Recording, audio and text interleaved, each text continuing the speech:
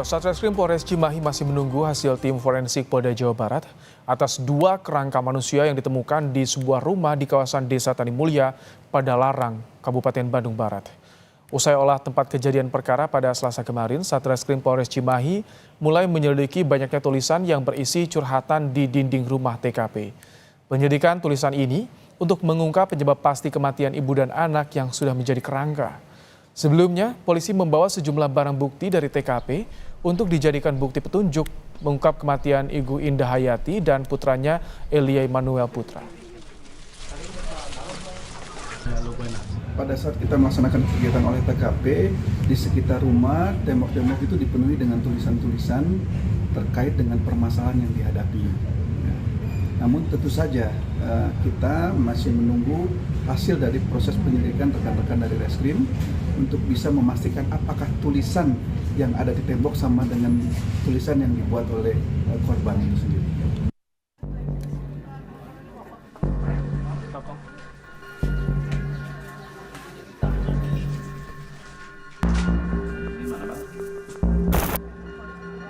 Siapa yang menyangka bila rumah yang tampak usang dan berdebu ini berisi 2 kerangka manusia.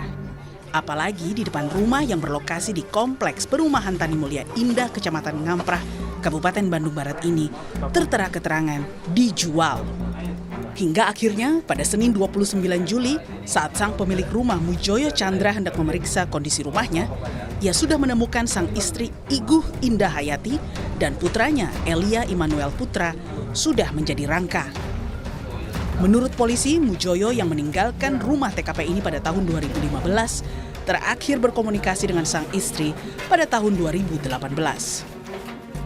Menurut keterangan dari saksi yang kita duga suaminya, itu bahwa yang bersangkutan meninggalkan rumah dari semenjak tahun 2015. Kemudian sempat berhubungan melalui telepon itu pada tahun 2018. Semenjak 2018 sampai dengan ditemukannya kerangka ini, mereka sudah tidak berkomunikasi kembali.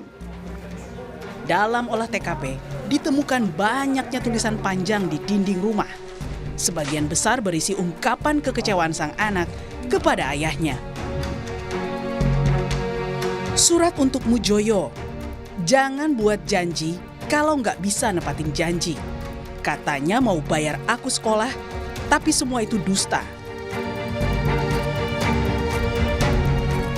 Aku hanya minta uang sekolah, tapi kau seperti itu. Katanya, raihlah cita-citamu setinggi langit, tapi kau tidak dukung aku dengan biaya sekolah. Maafkan aku tidak bisa jadi anak yang sempurna, karena tidak ada manusia yang sempurna. Meski tulisan-tulisan ini kini menjadi bukti petunjuk, polisi masih harus mencocokkan keaslian tulisan di dinding dengan di buku yang ada di TKP. Memang awal-awal dalam tulisan itu sekitar rumah tangga ya, perselisihan, kemudian adanya rasa kecewa, semua ada di dalam tulisan yang berada di tembok di sekitar rumahnya. Jadi sedikit demi sedikit kami mengumpulkan bukti-bukti yang ada seperti tulisan yang ada di tembok, kemudian kami pun mencari pembanding dari buku-buku yang ada di sana, sehingga nanti kita bisa membandingkan apakah tulisan yang ada di dalam tembok itu sama dengan tulisan yang ada di dalam. Tak banyak informasi mengenai kondisi ibu dan anak yang diketahui para tetangga. Menurut tetangga di sebelah rumah korban, sang ibu yang bekerja di usaha catering tak jauh dari rumahnya dikenal sangat tertutup. Nggak pernah ngobrol. Terus udah kayak yang menghindar gitu kalau ketemu kalau mau keluar ada orang lewat masuk lagi gitu. Enggak, kalau ketemu juga dan nggak ketemu nggak papasan. Kalau lewat saya di dalam ada lewat itu kan lihat dari dalam saya jahit lihat keluar ada lewat. Sore lewat lagi gitu, pagi aja sama sore.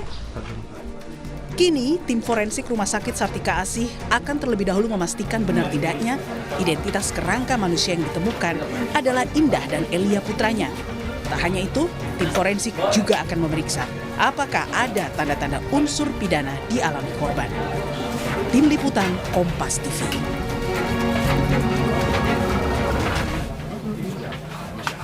Dan untuk mengetahui bagaimana upaya mengungkap sebuah kasus kejahatan dari temuan 2 kerangka manusia, sudah ada Guru Besar Kriminologi Universitas Indonesia, Adrianus Meliala. Selamat petang, Prof. Adri. Selamat petang, Mas Abdullah. Baik, Prof, ini kini yang jadi perhatian adalah banyaknya tulisan di dinding rumah yang isinya kekecewaan terhadap suami dan juga ayah korban. Izinkan saya untuk membacakan beberapa di antaranya, Prof.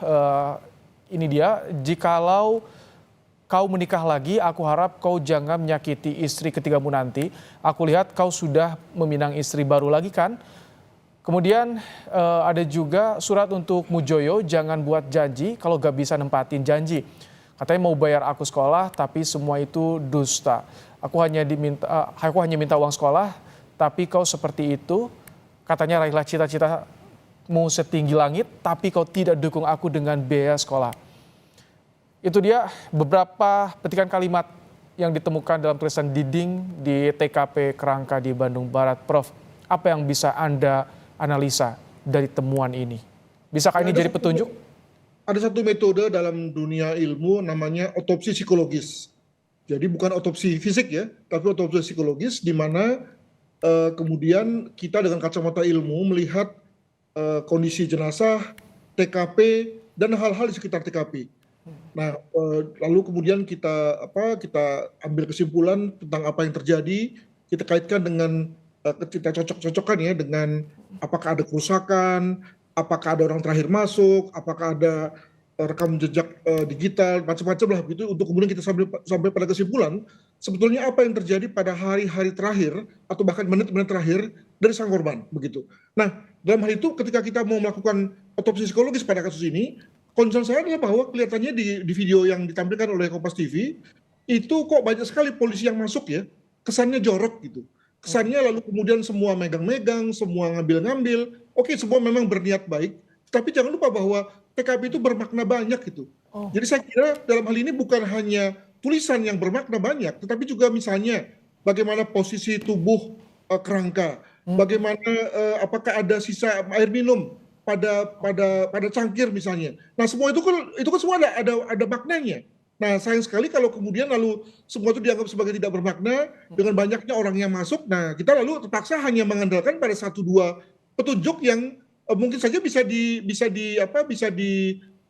manufaktur ya, atau bisa difabrikasi. Dengan kata lain, saya tidak mengatakan bahwa di sini lalu kemudian tulisan itu mirip bukan tulisan daripada jenazah ya, tapi bisa saja kemudian itu adalah tulisan orang lain kan. Nah, karena tadi tidak ada pembandingnya. Nah, syukurlah misalnya kalau di situ juga ada misalnya buku-buku milik korban ya, di mana kemudian polisi bisa mencocokkan apakah terdapat kesamaan jenis tulisannya. Untuk itu maka memang saya anjurkan agar kemudian grafolog ya dipanggil ya untuk melihat misalnya apakah orang yang sama yang menulis dan apakah suasana hatinya sama juga dalam rangka tulisan-tulisan tersebut.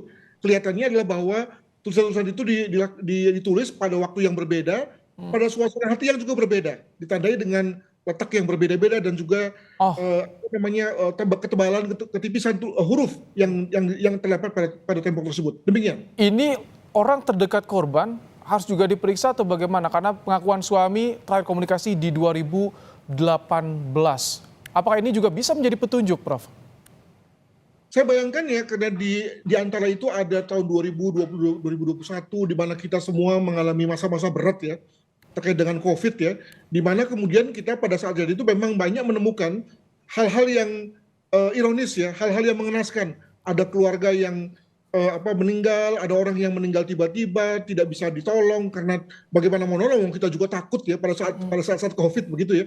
Maka kalau kita kembalikan pada situasi itu, jangan-jangan memang itu juga terjadi pada mereka. Mereka kehilangan kemampuan mencari nafkah. Dikatakan bahwa sang ibu adalah bertugas sebagai staf catering ya. Pada waktu itu kita tahu sendiri bahwa jarang ada orang bikin pesta ya. Nah, maka catering juga tidak ada, maka mungkin dia lalu berhenti bekerja, tidak punya pemasukan, sakit pula gitu ya. Lalu lama-lama makin turun kemampuan fisiknya dan kemudian meninggal. Mungkin juga dalam hal ini sang anak juga punya kemampuan fisik yang terbatas ya, lalu sakit dan lama-lama kemudian meninggal di tempat tidur masing-masing. Mungkin begitu. Oke. Ini jadi dengan adanya temuan di TKP, bagaimana ini untuk bisa mengungkap dugaan ditemukan unsur pidana atau tidak nanti? Ya, yang paling bisa dianggap sebagai unsur pidana adalah 2 hal. Pertama, adanya kerusakan pada gerbang, pada pintu, pada jendela, biasanya nggak ada ya. Dan yang kedua adalah jika nanti ditemukan dalam pemeriksaan forensik ya, pemeriksaan tulang belulangnya, apakah ada indikasi kekerasan pada tulang. Saya katakan pada tulang karena tentu daging sudah tidak ada, sehingga tidak bisa lagi kita melihat apakah ada lebam pada tubuh korban. Mungkin saja dalam hal ini misalnya ketika ada luka tembak masuk atau luka tusuk masuk yang kemudian mengena pada korban, pada tulang gitu ya, yang lalu kita bisa tengarai sebagai indikasi pada kekerasan. Nah di luar itu saya kira nggak ada tuh, khususnya ketika tadi TKP sudah diacak-acak kayak begini nih, yang terlihat di TV nih ya, di mana tak kelihatan lagi apakah itu memang masih perawan atau sudah diacak-acak oleh petugas. Nah ini juga menjadi pelajaran bagi kita untuk membiarkan TKP seasli mungkin gitu ya, agar kemudian bisa dibaca oleh ahli tentang apa yang terjadi pada saat-saat terakhir korban. Demikian. Baik, terima kasih untuk analisa Anda, Prof. Adrianus Meliala, Guru Besar Kriminologi Universitas Indonesia terkait dengan penemuan kerangka di Kabupaten Bandung Barat, Jawa Barat.